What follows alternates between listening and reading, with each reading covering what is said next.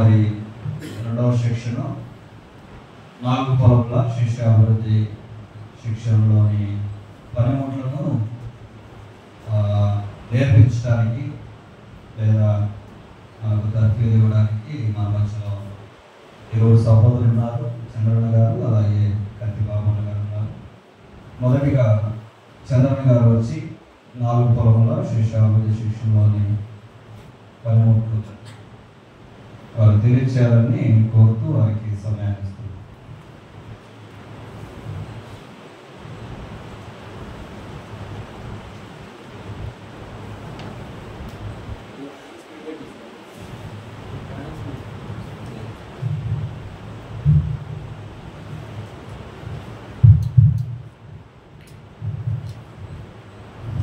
ముందుగా మన పరమ తండ్రి దేవాది దేవునికి నా యొక్క స్తుతులు స్తోత్రములు చెల్లిస్తూ ఉన్నాను.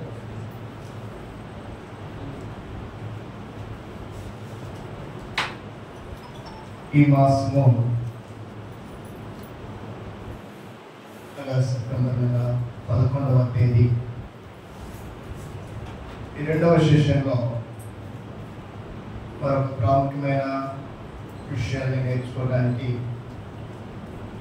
మనమల్ని ఈ విధంగా సమకూర్చిన దేవాది దేవునికి నా యొక్క హృదయపూర్వక స్తుతులు చెల్లిస్తూ ఈ కార్యక్రమం కొరకై రెండవ సెషన్లో కూడా చాలా ఓపికగా వచ్చిన మీ అందరికీ నాకు ప్రత్యేకమైన వందనాలు చెల్లిస్తూ ఈ రెండవ సెషన్లో మిమ్మల్ని ఆహ్వానిస్తున్నా.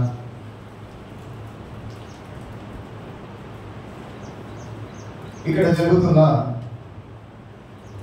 ఈ బైబిల్ తరగతులు క్లాసులో విషయంలో మిమ్మల్ని చాలాసార్లు మీతో అనేకమైన విషయాలు పంచుకోవడం జరిగింది. ఒక ప్రత్యేకతలో సంచరించుకొని ఈ ప్రాంతంలో ఉండబడిన దేవుని పిల్లలందరూ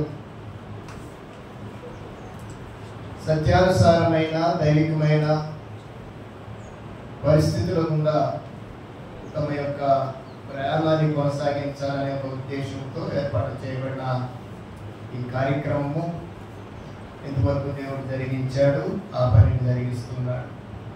ఇది చెప్పే ముందుగా ఒక చిన్న అభినందనని తెలియజేయడానికి ఇష్టపడుతున్నాను. ఈ 4 పొలముల శిష్యాభివృద్ధి శిక్షణ కార్యక్రమంలో మీరు గమనించగలరు, మా రిలేషన్ మ్యాప్ ఇది. ఆ రిలేషన్ మ్యాప్లో ఎప్పుడు మాతోనే ఉంటుంది. ఇది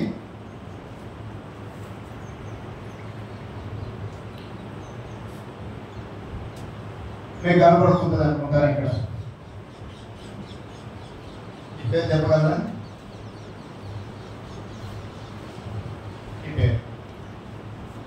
ఇప్పుడు పాట పాడాడుతున్నాడండి మా పెద్దన్న గారు అయిన అహరోన్. ఊహించలేదు, చాలా చక్కగా పాడాడు. దయచేసి ఆయన కొరకు మీరు అందరూ ఒకసారి సపోర్ట్ కొట్టాలని కోరుకుంటున్నాను. నా ఫస్ట్ టైం ఒక ఫీల్డ్తో ఒక పాటని ఆయన ప్రజెంట్ చేశాడు. అది నేను దాచుకోవడానికి ఇష్టపడి రికార్డింగ్ కూడా చేస్తున్నాను. చాలా సంతోషం అనిపిస్తుంది. ఇంకా నేను చెప్పాల్సిన పని లేదు. దేవుడు పని చేస్తున్నాడు, ఆయన కార్యాలు జరిగించబడుతున్నాయనడానికి అహరోన్ గారే సాక్షి లేక మారి. చాలా సంతోషకరమైన విషయంలో ఇలాగూ పని జరిగించడం వలన రారు అనుకున్న వారు సైతం వస్తూ వారి యొక్క ప్రేరేపణతో దైవికమైన పరిస్థితుల మధ్య వెళ్ళటం అనేది శుభసూచిక. ప్రారంభించిన తరగతులు సత్యవాక్య పరిశీలన పాఠశాల అయితేనేమి, 4 పొలముల శిష్యాభివృద్ధి శిక్షణ కార్యక్రమంలోని ఆ విధానం అయితేనేమి చాలా చక్కగా ప్రజెంట్స్ చేయబడుతున్నాయి, ప్రచురించబడుతున్నాయి అనేది నేను గట్టిగా నమ్ముతున్నాను. చాలామంది మీలో ఈ కార్యక్రమం కొరకు ఏర్పాటు చేయబడి వచ్చిన వారి నేర్చుకోవడానికి మరొకసారి మీ అందరికీ నేను చెప్తున్నాను, మనందరము కూడా తప్పకుండా ఈ దైవికమైన విషయాలు నేర్చుకుంటున్న ప్రతి ఒక్కరం కూడా ఖచ్చితంగా ఒక స్థానిక సంఘాన్ని కలిగి ఉండాలి. మరణ మాట వినని మీకు చెప్తున్నాను, ఖచ్చితంగా మనము ఒక స్థానిక సంఘాన్ని కలిగి ఉండాలి. ఎందుకంటే సంఘము లేకుండా సంచి అనవసరం. ఎందుకంటే నేను ఎక్కువ చెప్పదలుచుకోలేదు. అలాంటి పరిస్థితులలో మనము కొనసాగితేనే దైవికమైన విధానాల్లో మనము మన జీవితాన్ని ముందుకు నడిపించుకోగలం. సంఘము అనేది కలిగి ఉంటే అలాంటి ప్రయత్నాన్ని మేము మీకు చెప్తున్నప్పుడే ఈ 4 పొలముల శిష్యాభివృద్ధి శిక్షణ కార్యక్రమమే మనకు తారసపడింది. ఏ విధంగా మనల్ని మన స్థానికంగా మనము సంఘాన్ని కలిగి ఉండాలమో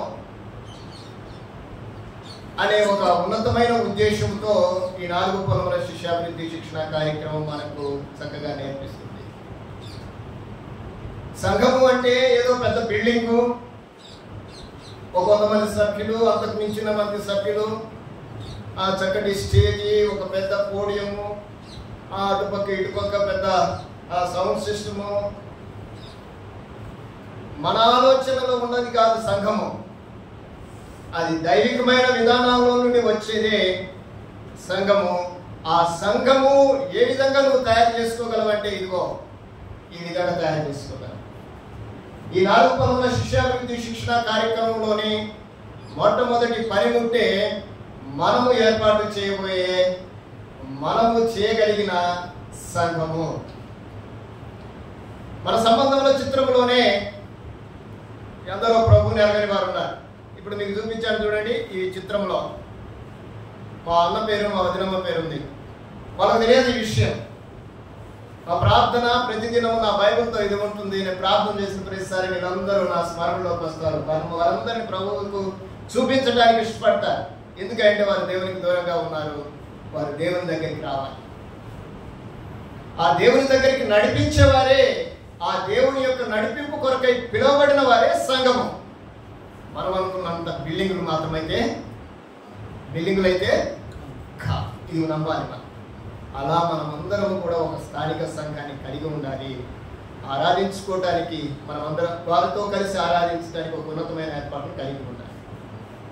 ఇటు ఏర్పాటు కలిగి లేకుండా ఒకవేళ మనం పని చేస్తున్నాను అనుకున్నట్లయితే అది పని అయితే కాదు అనేది మనం నమ్మాలి. మనం చేస్తున్న పని మనం అనుకొని చేసే పని కాదని. ఇది నా పని, నేను చేయాలి అనుకునే పని కాదు. ఇది సర్వోన్నతుడైన దేవుని పని. ఈ దేవుని పని విషయంలో మనం ఏ విధంగా ఈ పనిని సాగించడానికి ప్రయత్నం చేస్తున్నాం, ఏ విధంగా ఈ పని కొరకై మనము మన యొక్క ప్రయాణాన్ని కొనసాగిస్తున్నాం అనేది ఆలోచన చేయాలి. ఎందుకంటే నేను అప్పుడప్పుడు చెప్తూ ఉంటాను. ఒక మహాకవి చెప్పాడు, పట్టు పట్టరాదు, పట్టి విడవరాదు. పట్టి విడుచుట కంటే పడి చచ్చుట మేలు. పట్టకుండుట కాదు, పడి అంటే ఒక మహాకవి ఏ ఉద్దేశంతో చెప్పాడో తెలియదు, కానీ దైవికమైన పరిస్థితులకు కూడా మనం వెళ్తూ ఉంటే అదెందుకో మనకు చాలా దగ్గరగా మనతోటే మాట్లాడుతున్నట్లుగా అనిపించింది. అది అలాంటి వారిగా మనం ఉండకూడదు. దేవుని పని చేస్తున్నామా, ఆ పనికి న్యాయం చేసే దిశలో మనం వెళ్ళాలి. ఆ న్యాయం చేసే దిశ ఎక్కడ కనపడుతుంది అంటే మనకు గ్రంథమే దానికి సమాధానం చెప్తుంది, మనుషులు కాదు. ఏదైతే మనం చేయాలో, ఏ మార్గంలో నడవాలనో, ఏ ఉద్దేశంతో, ఏ కోణంలో మనము ప్రభు యొక్క పరిచర్యను ముందుకు కొనసాగించాలో అవన్నీ కూడా మనకు గ్రంథం నేర్పుతుంది. అట్టి స్థితిలోనే అనేకులు పనిచేశారు, ఆ పనిని కొనసాగించారు. వారు కొనసాగించారు కాబట్టి ఈరోజు మనం ఈ విధంగా సమకూర్చుకుంటాం. అయితే మన తదనంతరం మన పని ఏ విధంగా మనం చేస్తున్నాం, ఆ పని ఏ విధంగా రాబోయే తరం వారికి ప్రకటిస్తాం. పరమగుణ దేవుడు తన గ్రంథాన్ని రాయిస్తూ చెప్పిన మాటలు ఏంటంటే, నేను ఈ మాట చదవడానికి ఇష్టపడుతున్నాను. నిర్గమకాండము 34వ అధ్యాయం 14వ వచనంలో, నిర్గమకాండము దేవుని యొక్క స్థితిని మీ ముందు ఉంచడానికి ఇష్టపడుతున్నాను. 14వ అధ్యాయం 34-14వ వచనం.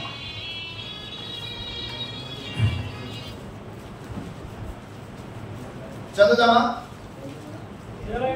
ఎలాగనగా దేవునికి నమస్కారం చేయవద్దు, ఆయన నామము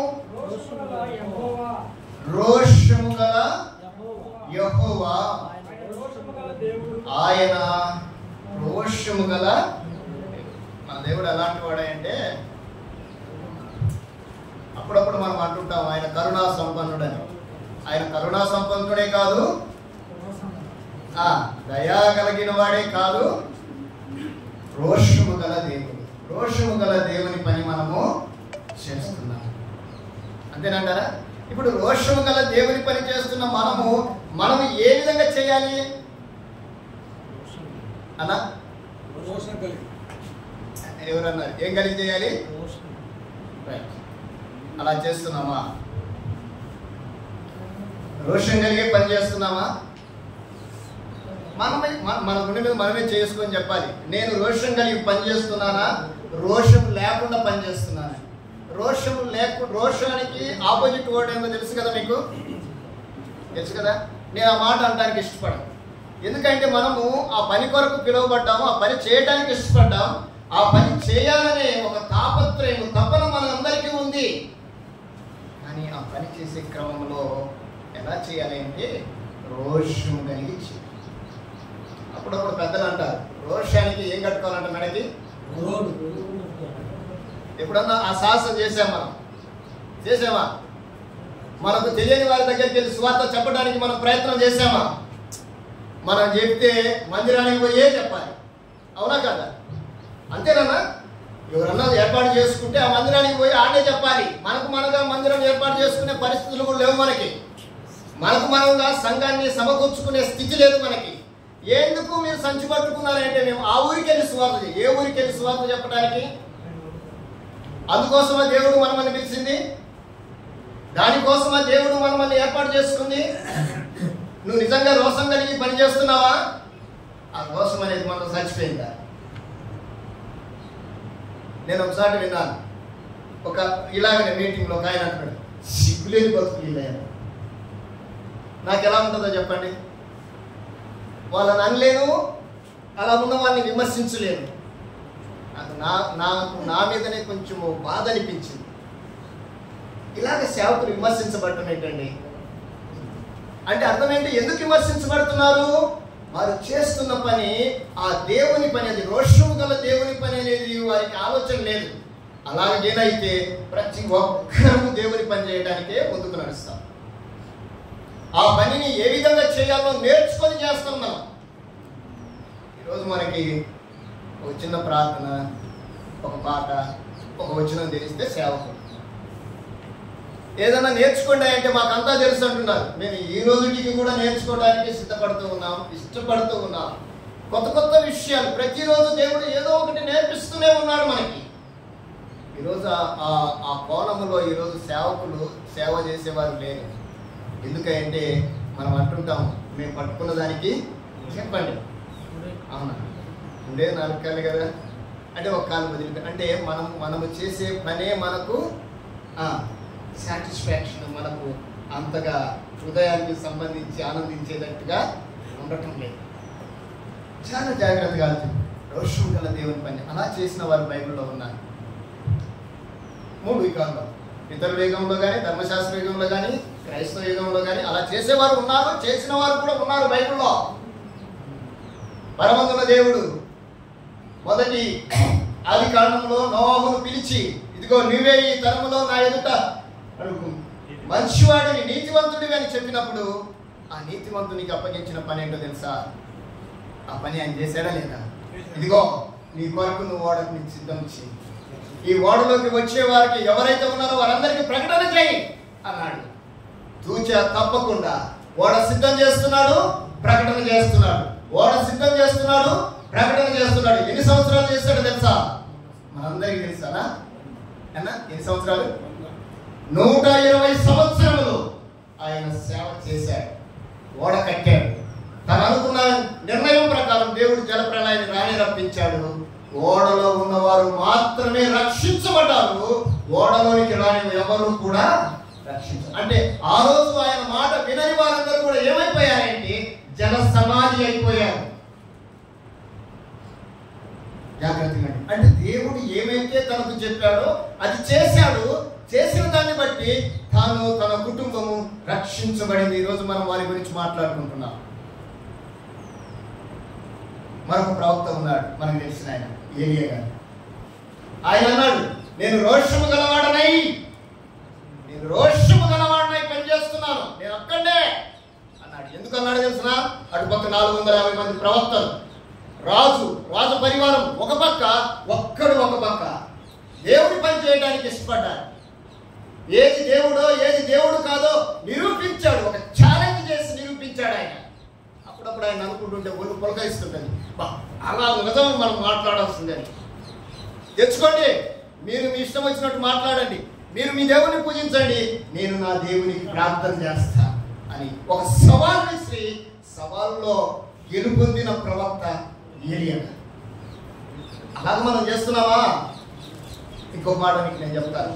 క్రైస్తవ యుగంలో మనమందరినీ ఒక ఉన్నతమైన ఆత్మీయ స్థితిలో నడిపించడానికి 14 పత్రికలు రాసి తన జీవితాన్ని దాదాపు సేవకే పరిచయం చేసి మరణాన్ని సైతం లెక్క చేయకుండా, ఒకవేళ మరణం వస్తే నాకు అలాంటి మరణం వద్దు, నాకు నేను అనుకున్న మరణాన్ని కావాలని మరణాన్ని సైతం ఛాలెంజ్ చేసిన ఒక ఉన్నతమైన వ్యక్తి అపోస్తుడైన పౌలు.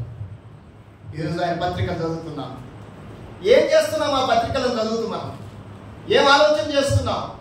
ఉందా మనకు ఆ స్థితిలో, ఆ టెంపోలో, ఆ లెవెల్లో మనం పనిచేయాలనే ఆలోచన మనకు రాదా ఆయన పత్రిక చదువుతున్నప్పుడు? సర్వసాధారణంగా మనకు ఉండబడిన ఒక చిన్న మాయరోగం ఏంటంటే, మనం బైబిల్లో ఉన్న వారిని కానీ బైబిల్లో పనిచేసిన వారిని కానీ సర్వసాధారణంగా చూడం. ఎవరిని చూస్తాం? మన ముందు కోటు బూటు సూట్ వేసుకొని కార్లలో తిరుగుతుంటారే, వాళ్ళని చూసి అలాగ చేయాలి నేను, అలాగ ఉండాలి నేను, అలాగ గడపాలి నేను, అలాగ జీవించాలి నేను అనుకుంటావు. భౌతికంగా ఆలోచన చేస్తావే కానీ ఇదిగో ఈ గ్రంథాన్ని పట్టుకొని, ఈ గ్రంథం ఒక ఉన్నతమైన స్థితిని నాకు తెలియజేస్తుంది, దాని ప్రకారం నేను చేయాలి అనే ఆలోచన ఈరోజు మనము పోయాం. దయచేసి గమనించండి, ఈ కార్యక్రమానికి వస్తున్న మీ అందరికీ సవినీయంగా నా 2 చేతులు జోడించి చెప్తూ ఉన్నాను, రోషం కలిగి పని చేద్దాం, దేవుడు తప్పక ప్రతిఫలం ఇస్తాడు. మీకు చాలా మందికి చెప్తూ వచ్చాను, 4 పొలముల శిష్యాభివృద్ధి శిక్షణ కార్యక్రమంలో క్రమం తప్పక పనిచేయండి, దేవుడు తప్పక మనల్ని గుర్తు చేసుకొని ప్రతిఫలం ఇస్తాడన్నారు. మీరు ఎవరు స్పందించడంలో ఎందుకో నాకు తెలియదు. అలా చేసిన వారు తమకు తగిన విధానాన్ని బట్టి, తమకు కలిగిన ఆత్మీయతను బట్టి దేవుని దగ్గర నుంచి ఎంతో కొంత ఫలితాన్ని పొందుతున్నారు. ఎందుకు మన వేస్తవారిపేట మార్కాపురంలో పనిచేసే వారి ఆసక్తిని చూపించడం లేదు. దయచేసి గమనించండి, ఈ కార్యక్రమానికి వస్తున్న మీ అందరికీ చెప్తూ ఉన్నాను, ఈ పనిని, ఈ కార్యక్రమాన్ని తప్పకుండా మీరు వినండి. ఇది ఎలా ఉంటుందో మీకు తెలియజేశాం. ఇది సులువైంది, వాక్యానుసారమైంది, పునరుత్పత్తిదాయకమైంది. నీకు సంఘం లేదో నీ సంఘాన్ని నువ్వే స్థాపించుకోగలిగిన ఒక ఉన్నతమైన పరిచర్య విధానం ఈ 4 పొలముల పరిచర్య. అందుకే మీ అందరికీ ఈ విధంగా తీసుకురావడానికి ప్రయత్నం చేశాను. దయచేసి గమనించండి. గతంలో మీకు మీ దగ్గర ఉన్నాయా? ఈ దగ్గర ఈ పుస్తకం ఉందా? డ్రాయింగ్ బుక్ ఉందా? ఇచ్చారా లేదా మీకు? అయ్యా అందరికీ ఇచ్చాము. నా చేతులారా నేనే ఇచ్చాను పోయినసారి ఆ పుస్తకాలు. మీకు తెలుసో తెలియదు, ఇలా ఇయ్యలేదులేండి, మామూలుగా ఇచ్చాను. కానీ తేలేదు. ఎందుకంటే మనకు ఆసక్తి లేదు. ఇది ప్రింట్ చేస్తే దాదాపుగా 30 రూపాయలు ఎంత ఖర్చు వస్తుంది. ఏమి మీకు ఎన్నిసార్లు ప్రింట్ చేసి చేయగలం? తెచ్చుకుంటే బాగుంటుందని ఒక ఉద్దేశం. ఈరోజు చెప్పబోయే పాఠాలు చాలా ప్రాముఖ్యమైనవి. 4 పొలముల శిష్యాభివృద్ధి శిక్షణ కార్యక్రమంలో 4 పొలములు ఉన్నాయి. మొదటిది ఖాళీ పొలం. ఖాళీ పొలం అనగా ప్రవేశం. ఒక వ్యక్తిని, దేవునికి దూరంగా ఉన్న వ్యక్తిని మనం ఏ విధంగా చేరుకోవాలో ఆ చేరుకొని వారి కొరకు ఏ విధంగా ప్రార్థన చేయాలో అనేది ఆ ఖాళీ పొలంలో మొదటి పనిముట్టు. వారందరి కోసం ఒక ప్రణాళికను గీయాలి, ఒక మ్యాప్ను గీసుకోవాలి. మాదే ఆ పనిముట్టి సంబంధముల చిత్రం. ఈ సంబంధముల చిత్రంలో ఎవరు ఉంటారు? మన బంధువులు, స్నేహితులు, రక్త సంబంధికులు, మన తోటి పనివారు, దేవునికి దూరంగా మనకు దగ్గరగా ఉన్నవారు. జాగ్రత్తగా విషయాన్ని గమనించండి. దేవునికి దూరంగా మనకు దగ్గరగా ఉన్నవారు.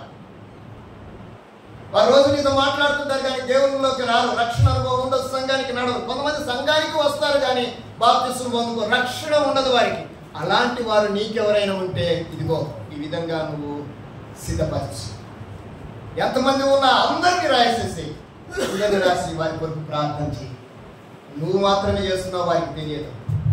వారికి తెలియజేసే సమయం వచ్చినప్పుడు వారి కొరకు నువ్వు చేయబోయే మరొక పనిముట్టే సమాధాన పాత్ర. సమాధాన పాత్రుడు ఏమి చేయాలో ఏమి చేయకూడదు అది కూడా మనం విన్నాం. ఏమి చేయాలి, చేయదగినవి, చేయదగనివి, ఇది కూడా మనం విన్నాం. ఇది మొదటి పొలంలోని ప్రవేశమనబడిన ఖాళీ పొలంలోని రెండో పని. ఇకపోతే ఈరోజు విత్తువారి పొలం, అదే సువార్త పొలం. ఈ పొలంలో 3 పనిముట్లు ఉన్నాయి. చాలా జాగ్రత్తగా వినండి. ఇందులో రెండవ పొలంలో 3వ పనిముట్టు అంటే మొదటి పనిముట్టు ఆ పొలంలో 15 సెకన్ల సాక్షి. నువ్వు ఏ వ్యక్తి దగ్గరికి అయితే వెళ్తున్నావో ఆ వ్యక్తి దగ్గర మాట్లాడడానికి నీ సాక్ష్యము ఎంత అయి ఉండాలి అయ్యా? 15 నిమిషాలు కాదు, 15 సెకండ్లలో నీ సాక్ష్యాన్ని నువ్వు చెప్పొచ్చు అనే ఒక ఉన్నతమైన పనిముట్టును పెద్దలు తయారు చేశారు. మేము ఫస్ట్లో వినే దాని గురించి కొంత ఆలోచన చేశాం. ఏంది 15 సెకండ్లలో చెప్పేది? అవును కదా, అసలు ఈరోజు ప్రసంగాలే సాక్ష్యాలు. అవునా కదా? పెద్ద మీటింగ్ పెట్టి ఏంది అక్కడ అంటే ఇదో ఇక్కడ అన్నగారి సాక్ష్యం అయిపోయింది. సాక్ష్యం చెప్తుందని అయిపోయింది, మీటింగ్ అయిపోయింది. లక్షలు ఖర్చు పెట్టి సాక్ష్యం. కానీ ఇక్కడ 15 సెకండ్ల సాక్ష్యం. ఆ పొలంలో మరొక పనిముట్టు 3 వలయములు, మరొక పనిముట్టు బాప్తిస్మ సమయం. ఈ 3 పనిముట్లు ఈ విత్తువాని పొలంలో ఉన్నాయి. నేను ఎందుకు ఈ విషయాలు చెప్తున్నానంటే ఇవి నేర్చుకోగలిగితే మనము దేవుని పని చాలా సులువుగా చేయొచ్చు. చాలా సులువుగా చేయడానికి ఒక మార్గం ఇది. ఇది నేర్చుకోగలిగి మనం చేయగలిగితే నిజంగా దేవుడు మనల్ని చూసి సంతోషిస్తాడు. అది వాక్యానుసారమైందే, అది వాక్యానికి అనుకూలం కానిది మాత్రము కాదు. మనం అనుకున్నట్లుగా మన ఆలోచనల ప్రకారం జరిగింది కాదు. అది వాక్యానికి అనుకూలంగా వాక్యానుసారంగా ఏర్పాటు చేయబడిందే. కాబట్టి ఈరోజు ప్రపంచ వ్యాప్తంగా ఈ పని అతి వేగంగా విస్తరిస్తూ, అతి వేగంగా ప్రతి ఒక్కరూ ఈ పని కొరకై ఎదురు చూస్తూ ఉన్నారు. ఆ విధంగానే ఈ పని జరిగించబడుతూ ఉంది. ఈ పని మన ప్రాంతంలో కూడా జరగాలని ఒక ఉన్నతమైన, ఒక ప్రత్యేకమైన ఆ బాధతో మీతో పంచుకుంటున్నాను. మీరందరూ వింటారని నమ్ముతూ ఉన్నారు. మీరందరూ దీన్ని ఆస్వాదిస్తారని ఆలోచన చేస్తూ ఉన్నారు. దీన్ని చేయటం వలన దేవుడు మనకు మీ ప్రయాసము ప్రభువునందు ఎరిగి స్థిరులను, ఈ విషయంలో ఎరిగే వరకు కాదు, ఎరిగిన తర్వాత ఏం చేయాలంటే స్థిరులను కదలని వారునై ఉండి ఎప్పటికీ నీ ప్రభు కార్యాభివృద్ధి యందు ఏమై ఉండాలి? ఆసక్తి ఉండాలి. కానీ మనం అప్పుడప్పుడు వచ్చిపోతుండే వారిగా ఉంటే దీనివల్ల ప్రయోజనము ఉండదు. కనుక క్రమంగా రండి, క్రమంగా ఈ పాఠాలు నేర్చుకోవడానికి ప్రయత్నం చేయండి. దేవుడు మనల్ని, మన కుటుంబాన్ని, మనం కలిగి ఉన్న స్థానిక సంఘాన్ని దీవించి ఆశీర్వదిస్తారు. ఇది మనం చేయగలిగితే ఆ పని విస్తరిస్తుంది. అందుకే ఈ పనికి పెట్టిన పేరేంటంటే సంఘాభివృద్ధి ఉద్యమ లక్షణ. సంఘము అభివృద్ధి చెందటం అంటే ఏటో ఈ పనిలో, ఈ పనిముట్లలో మనం నేర్చుకోబోతున్నాం. కనుక మీరందరూ నేర్చుకుంటారని, ఆసక్తి చూపుతారని, కదలక స్థిరులుగా ఉంటారని ఆశిస్తూ సమయాన్ని ఇచ్చిన అధ్యక్షుల వారికి నా ప్రత్యేకమైన వందనాలు తెలియజేస్తూ నా సమయాన్ని ముగించుకుంటున్నాను. ఈ సమయంలో ఈ పాఠాన్ని మనకు పరిచయం చేయడానికి సహోదరులు పెద్దలు కత్తిబాబు గారు మనకు బోధిస్తారు.